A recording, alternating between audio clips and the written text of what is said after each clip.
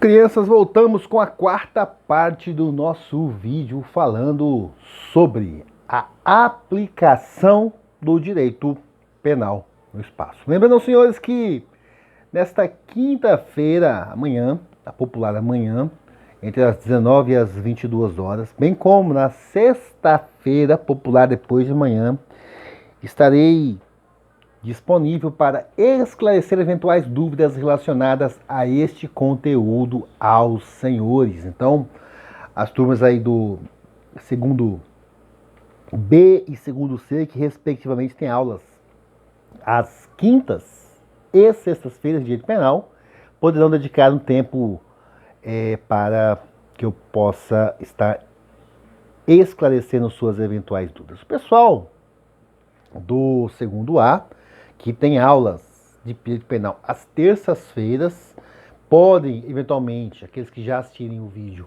retirar suas dúvidas na terça-feira, ou, se quiserem, amanhã ou sexta também estarei disponível, tanto através do WhatsApp, quanto através lá do chat do site, ou até mesmo da nossa sala virtual do Classroom. Tá bom, pessoal? Então, não tem razões para ficar com dúvidas. Outro aviso, ao final fechando esse tema, estarei disponibilizando uma atividade para os senhores, né? Porque em tempos de isolamento, em tempos de coronavírus, os senhores estão tendo muito tempo disponível. Eu acho interessante que dediquem parte do seu tempo ao estudo do direito penal, né? Porque estudando só as outras disciplinas, eu quero também que vocês se dediquem um tempo a mim e à minha disciplina.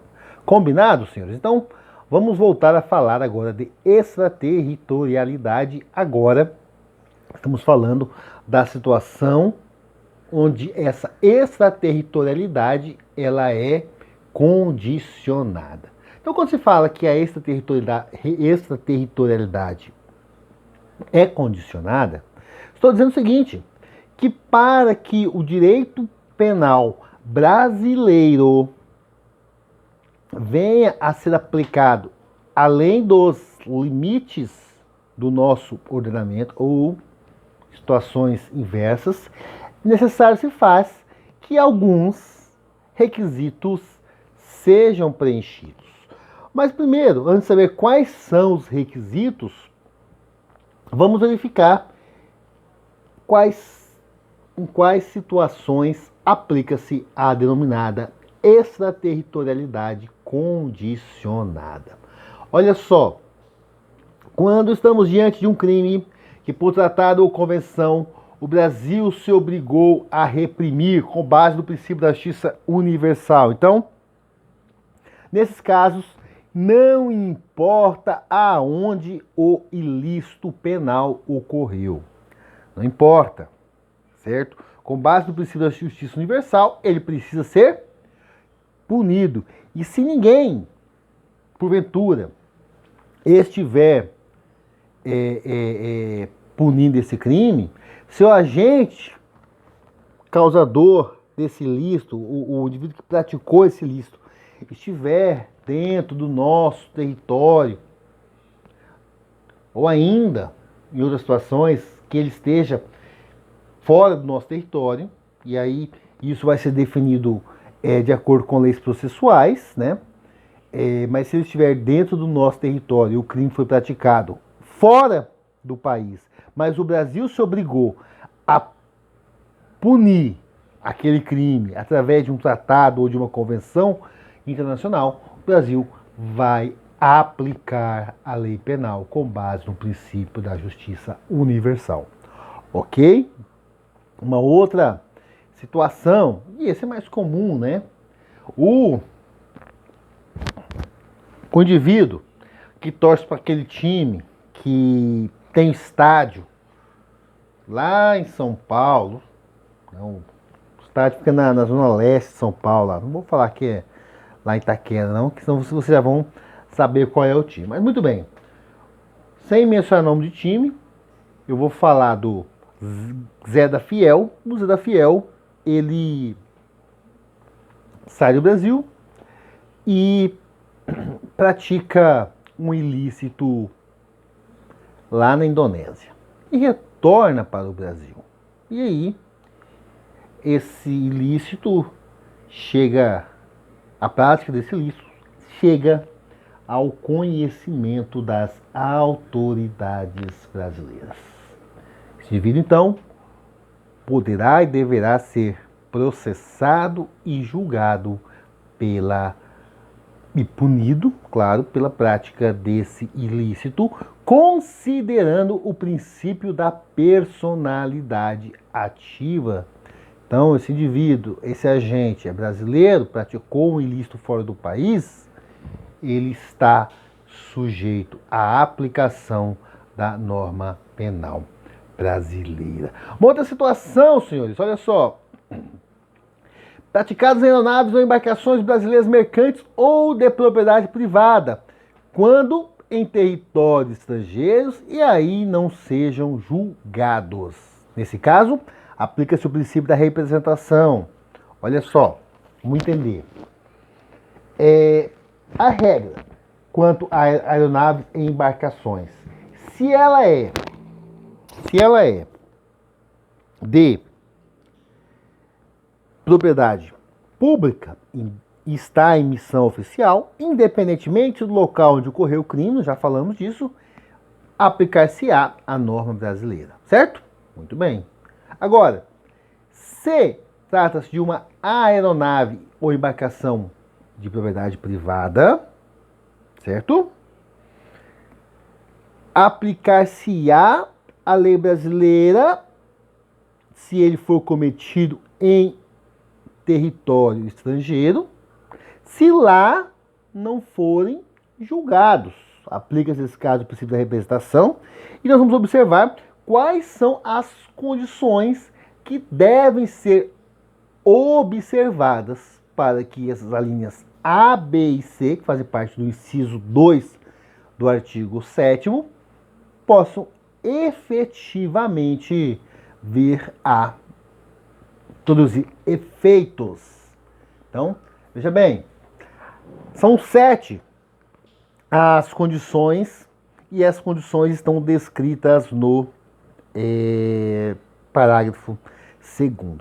A primeira delas se refere o agente está em território nacional. O que eu quero dizer com isso, minha gente? Quando a gente fala de princípio da extraterritorialidade, às vezes transmite a impressão de que o indivíduo será processado, julgado, condenado pela norma brasileira, independentemente de onde quer que ele esteja. Não, tá?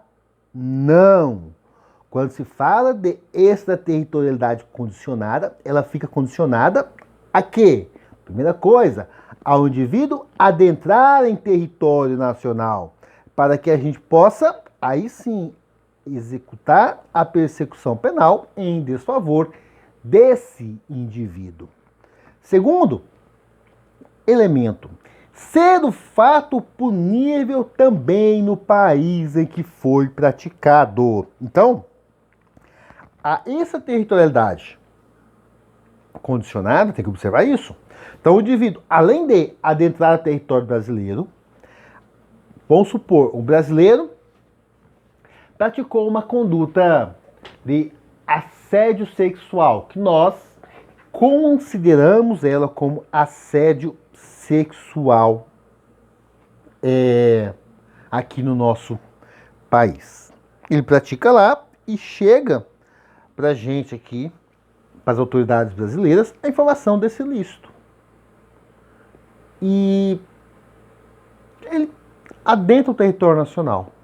Opa, o primeiro elemento, o primeiro dos requisitos, a primeira das condições, ela está preenchida. Mas, entretanto, porém, todavia, vamos supor que lá no país que ele esteja, vamos supor lá na Mongólia, não haja uma tipificação para o assédio sexual. Então, ainda que ele tenha praticado o assédio sexual lá na Mongólia, Se lá não existe previsão penal, não adianta ele ser brasileiro e entrar no território nacional, que não é possível a aplicação do princípio da extraterritorialidade nesse caso concreto. Terceiro elemento, está no crime, incluído entre aqueles pelos quais a lei brasileira autoriza a extradição. Vocês vão ver mais para frente em direito internacional que uma das principais normas que regem a diplomacia, o direito internacional, é a questão da reciprocidade. Então precisa haver uma reciprocidade entre os países. Dentre os elementos que figuram nessa questão da reciprocidade está aquela ligada à extradição. Então os países eles têm que ter entre si um acordo de extradição, de modo que eu só vou extraditar um sujeito de determinado país se aquele país também extraditar cidadãos brasileiros que estejam lá, que tenham cometido crimes aqui e que haja o interesse da justiça brasileira em puni-lo. Então, quando nós falamos das condições para a aplicação da extraterritorialidade limitada ou condicionada, além do quesito 1 e 2, ser brasileiro, o agente, aliás, entrar no território brasileiro o agente, ser o fato punível tanto no Brasil quanto lá no país onde se deu o ilícito, é preciso que haja um acordo de extradição entre o Brasil e o país onde se deu o ilícito e que esse delito em específico esteja incluído dentre o rol dos crimes onde se possibilita a extradição. Certo? Se não estiver incluído, não há que se falar de forma alguma, não há que se falar na possibilidade de se aplicar a extraterritorialidade. Muito bem. Quarto quesito a ser observado: não ter sido agente absolvido no estrangeiro ou não ter aí cumprido a pena. Então veja bem, nós temos aquele princípiozinho que aplica-se ao direito penal no nosso país, que é a redação ao bis in idem. Então, se ele já foi processado por determinada conduta ilícita no país onde o crime ocorreu e foi absolvido, não há interesse do nosso ordenamento jurídico em realizar uma persecução penal em favor desse indivíduo, uma vez que aquele país cuja jurisdição exercia sobre o ilícito, onde o ilícito ocorreu, ele já apreciou a situação e já absolveu esse indivíduo, não há porquê o Estado brasileiro, nesse caso, querer se manifestar sobre o caso. Vedação ao bis in idem, ele não pode ser processado duas vezes pelo mesmo crime, da mesma forma que ele não pode cumprir duas vezes pena pelo mesmo ilícito. Ou seja, se ele foi processado e condenado lá e já cumpriu a pena, não há por que se instaurar uma nova persecução penal aqui no Brasil. Ele já pagou, ele já sofreu os efeitos de uma sanção penal, não havendo, portanto, qualquer possibilidade jurídica de se instaurar um novo procedimento penal, não valendo, portanto, nesse caso, não aplicando-se, desculpe, nesse caso, a questão da extraterritorialidade condicionada, certo? Não ter sido agente perdoado no estrangeiro, se houve um perdão pelo ilícito, certo? A pretensão punitiva de qualquer Estado resta fulminada, ou seja, nenhum outro país poderá processar esse indivíduo. Não há que se falar em extraterritorialidade. Ou ainda, se por outro motivo a punibilidade for afetada, certo? Como assim? Bom, se existe uma lei mais favorável, um outro fundamento qualquer que favoreça a esse indivíduo lá no local onde o crime ocorreu, ou num tratado internacional, ou em qualquer outro dispositivo legal que de alguma forma se aplique em relação a esse ilícito, não há por que o Brasil ter a pretensão, não há os requisitos, não há o preenchimento da condição para aplicação da lei penal, restando um óbice intransponível para a extraterritorialidade da norma jurídica penal brasileira, certo? Então veja só, um detalhe importantíssimo que os senhores não podem se esquecer. Essas 7 condições aí, elas devem estar presentes de forma concomitantes. Portanto, esse é um rol taxativo, não é um rol enunciativo.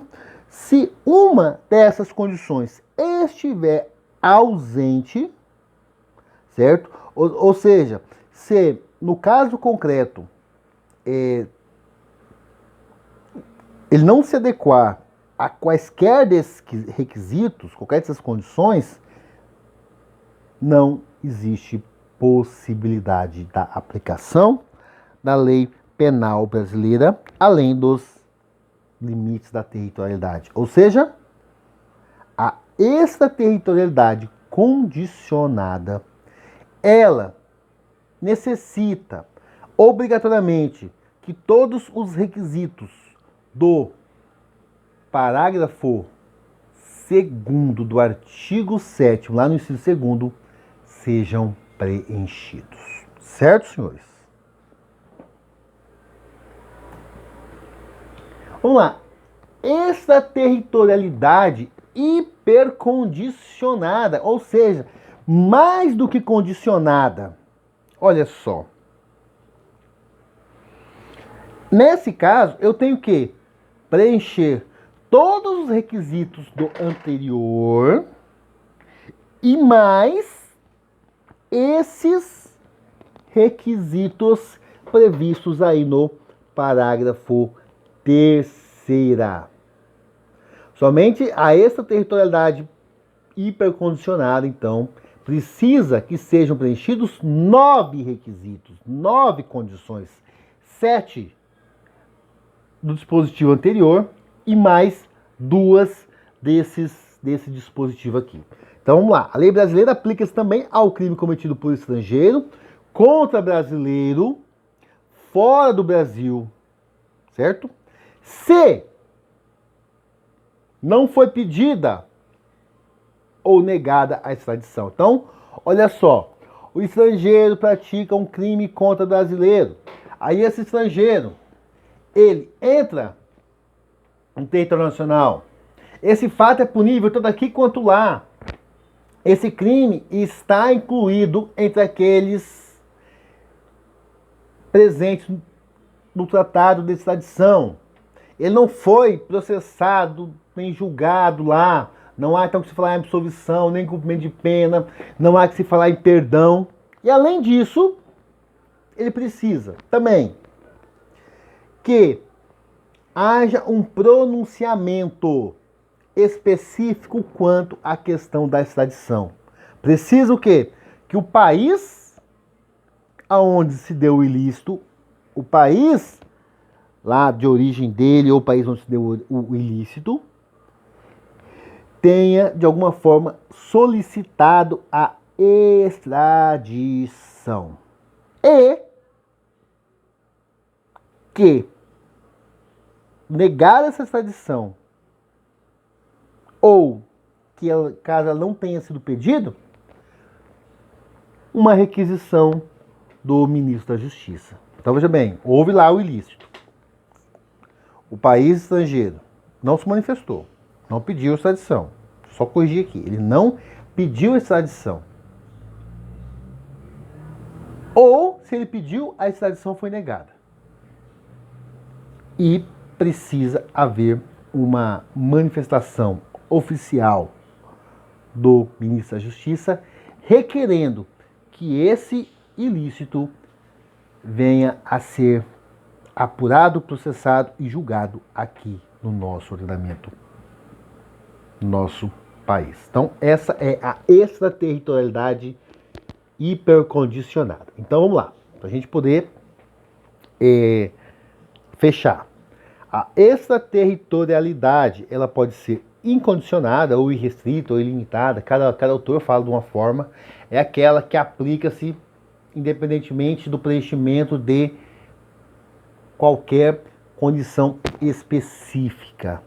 Aí nós temos a condicionada, a qual precisa que sejam preenchidas aquelas 7 condições que nós observamos aqui no artigo 7º, lá no parágrafo 2º, certo? Artigo 7º, parágrafo 2º estão as condições.